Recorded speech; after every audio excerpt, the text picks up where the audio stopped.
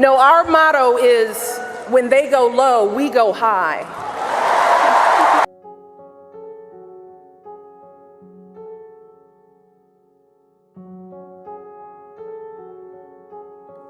Hello, darkness, my old friend. I've come to talk with you again. Because Hey man, it's time for Barack and Michelle's Island Adventure! Except the island is Martha's Vineyard, so not sure why we're playing reggae. Anyway, great news, because the Obamas are officially Martha's Vineyard residents. They just bought a 6,900 square foot home for $11.75 million. Wow. You just say a random name. She was a famous Martha. Harvard education, everybody. Enjoy your new digs, Obamas! In the White House, we've had the joy of watching them grow from bubbly little girls into poised young women. I married Maze, wonderful little girl. She affected a lot of people's lives. She was a straight A student. She loved school. She loved to dance. She loved to sing.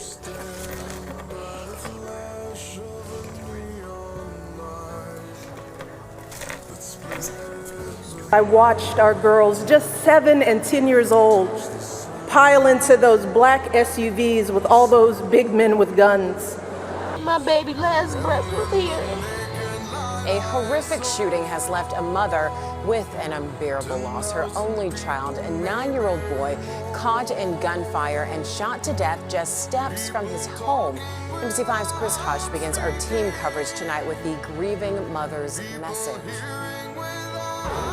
My only child, my one and only child. Jalissa Ford sits on a Cabrini Green sidewalk where just a day ago she kissed her only son goodbye. Now I'm burying my son. I gotta relive this all over again. This is all I had. I don't have nobody. My son is gone. 9-year-old Janari Ricks, an honor roll student at Near North's Ruben Salazar Elementary, loved basketball. Smart, energetic. But now, an innocent victim of Chicago's gun violence. Mom says he was playing with a friend when he was shot in the chest Friday night, feet from his home near 900 North Cambridge. A journey that started soon after we arrived in Washington, when they set off for their first day at their new school. I will never forget that winter morning. White flight.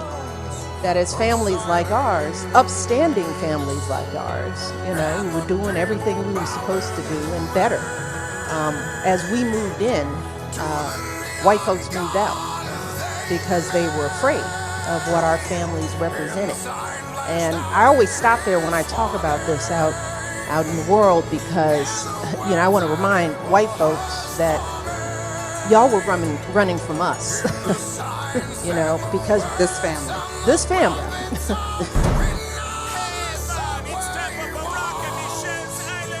Down as being one of the worst presidents ever. Today, if you look at the time that we brought here enslaved 400 years ago, we got the same results today. We look like we live in Beirut somewhere.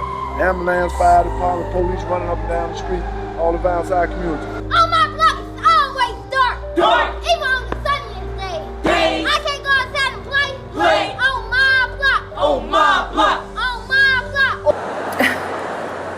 And I saw their little faces pressed up against the window, and the only thing I could think was, what have we done?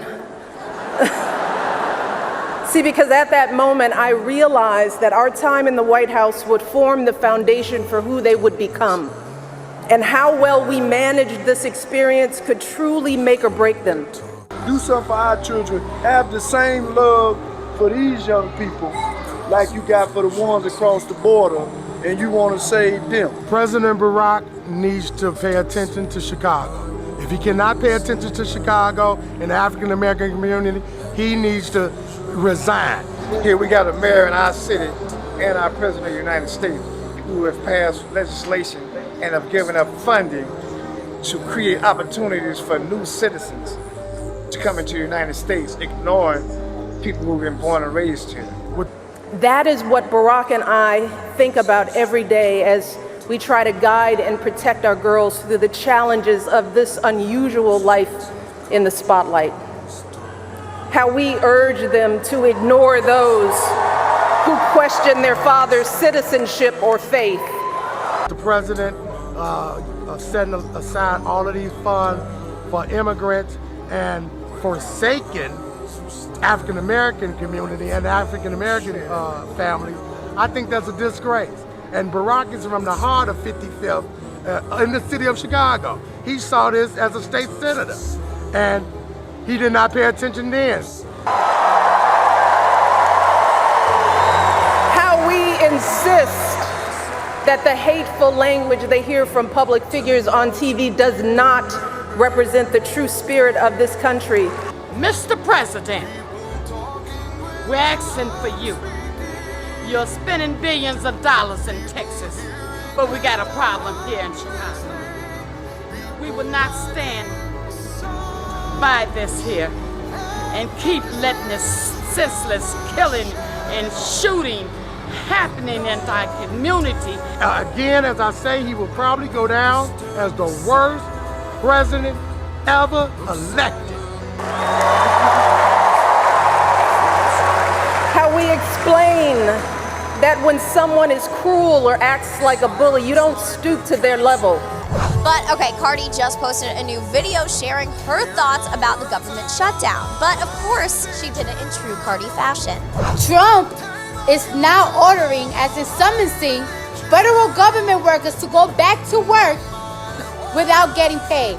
Now, I don't want to hear y'all talking about, oh, but Obama shut down the government for 17 days. Yeah, for health care. So your grandma could check her blood pressure and you could go check your in the gynecologist with no motherfucking problem. She goes, I, of course, want free Medicare. And this is why it's important to have free Medicare, because look what's happening right now. You see what? We should have been having Medicare for a long time. I, of course, think that we need free college education. on to say this is really serious and she's really concerned about the future of our country. Now, I know a lot of y'all don't care because y'all don't work for the government or y'all probably don't even have a job, but this is really fucking serious, bro. Like, our country is in a hellhole right now. All for the wall. And we really need to take this serious. I feel like we need to take some action. I don't know what type of action because this is not what I do, but I'm scared. Now, Cardi also ranted about Trump's proposed border wall during an Instagram Live and called him a clout chaser, which is honestly something I can get behind. Trump is like a clout chaser. He's like these new rap artists that they follow. They do the most for clout. 2019.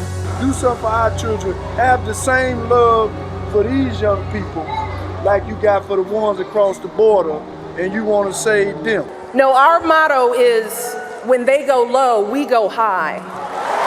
Come back up again. They look at it. So I learned about roaches. I learned about kids jumping on my lap.